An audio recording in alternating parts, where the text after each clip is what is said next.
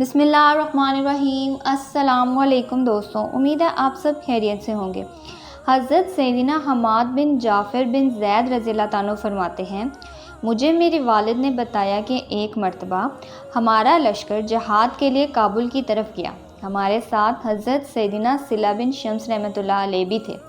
رات کے وقت لشکر نے ایک جگہ قیام کیا۔ میں نے دل میں ٹھان لیا کہ آج میں حضرت سیدنا صلہ بن اشیم رحمۃ اللہ علیہ کو خوب غور سے دیکھوں گا کہ آپ رضی اللہ عنہ کس طرح عبادت کرتے ہیں، کیونکہ لوگوں میں آپ رضی اللہ عنہ کی عبادت کا خوب چرچا ہے۔ لہٰذا میں ان کی طرف متوجہ ہو گیا۔ آپ رضی اللہ عنہ نے نماز پڑھی اور پھر لیٹ گئے اور لوگوں کے سونے کا انتظار کرنے لگے۔ جب لوگ خواب خرگوش کے مزے لینے لگے تو آپ رضی اللہ عنہ ایک دم اٹھے اور قریبی جنگل کی طرف چل دیے۔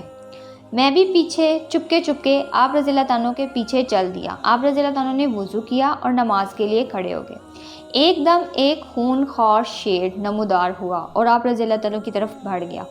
میں بہت خوف زدہ ہوا اور درخت پر چڑھ گیا، لیکن آپ رضی اللہ عنہ کی شجاعت پر قربان جاؤں، نہ تو آپ رضی اللہ عنہ شیر سے ڈرے نہ ہی اس کی طرف توجہ دی، بلکہ نماز ہی میں مگن رہے۔ جب آپ رضی اللہ عنہ سجدے میں گئے تو میں نے گمان کیا اب شیر آپ رضی اللہ عنہ پر حملہ کرے گا اور آپ رضی اللہ عنہ کو چیر پھاڑ دے گا، لیکن شیر زمین پر بیٹھ گیا۔ آپ رضی اللہ عنہ نے اطمینان سے نماز مکمل کی اور اسلام پھیرنے کے بعد شیر کی طرف متوجہ ہوئے اور فرمایا، اے جنگلی درندے، جا کسی دوسری جگہ اپنا رزق تلاش کر۔ آپ رضی اللہ عنہ کا اتنا فرمانا تھا کہ شیر الٹے قدم چل پڑا۔ وہ ایسی خوفناک آوازوں سے دھاڑ رہا تھا کہ لگ رہا تھا کہ پہاڑ بھی اس کی دھاڑ سے پھٹ جائیں گے۔ آپ رضی اللہ عنہ بھی نماز میں مشغول ہو گئے۔ طلوع فجر سے کچھ دیر قبل آپ رضی اللہ عنہ بیٹھ گئے اور ایسے پاکیزہ الفاظوں میں اللہ رب العزت کی حمد کی کہ میں نے کبھی حمد کے ایسے کلمات نہ سنے تھے۔ مگر جس کو اللہ عز و جل چاہے توفیق عطا فرما دے اور جس پر چاہے اپنا خاص کرم کر دے۔ پھر آپ رضی اللہ عنہ نے اللہ عز و جل کی بارگاہ میں دعا کے لیے ہاتھ اٹھا دیے اور یوں دعا کرنے لگے، اے میرے پروردگار عز و جل، میں تجھ سے التجا کرتا ہوں کہ مجھے جہنم کی آگ سے بچا۔ میں اس قابل کہاں کہ تجھ سے جنت طلب کروں۔ پھر آپ رضی اللہ عنہ واپس لشکر کی طرف لوٹ آئے اور آپ رضی اللہ عنہ نے اس حال میں صبح کی۔ آپ رضی اللہ عنہ بالکل تر و تازہ تھے۔ ایسا لگتا تھا گویا آپ رضی اللہ عنہ نے ساری رات بستر پر گزاری ہو، اور مجھ پر جو تھکاوٹ اور سستی طاری تھی اسے اللہ عز و جل ہی بہتر جانتے ہیں۔ پھر لشکر نے دشمن کی طرف پیش قدمی کی اور جب دشمن کی سرحد کے قریب پہنچے تو امیر لشکر نے اعلان کیا کہ کوئی سوار اپنی سواری پر بھاری سامان نہ چھوڑے، تمام مجاہد اپنی اپنی سواری ہلکی کر لیں۔ اتفاق کی بات تھی کہ حضرت سیدنا صلہ بن شمس رحمۃ اللہ علیہ کا خنجر سامان سمیت کہیں بھاگ گیا۔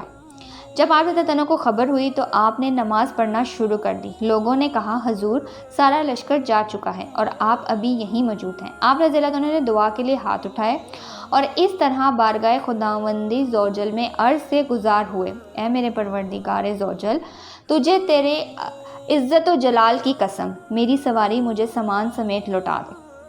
ابھی آپ رضی اللہ عنہ دعا سے فارغ بھی نہ ہوئے تھے کہ آپ رضی اللہ عنہ کی سواری سامان سمیت موجود تھی۔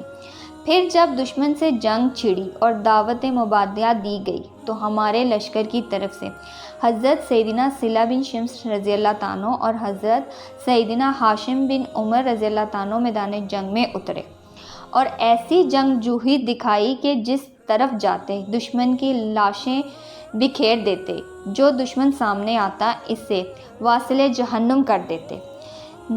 نیزہ زانی اور شمشیر زانی کے لیے جوہر دکھا کر دشمن کے پاؤں کھڑے ہو گئے، ان کے حوصلے پست ہو گئے اور وہ کہنے لگے، جب عرب کے دو شمشیروں نے ہمارا یہ حال کر دیا تو اگر پورے عرب لشکر ہم سے لڑے تو ہمارا کیا انجام ہوگا؟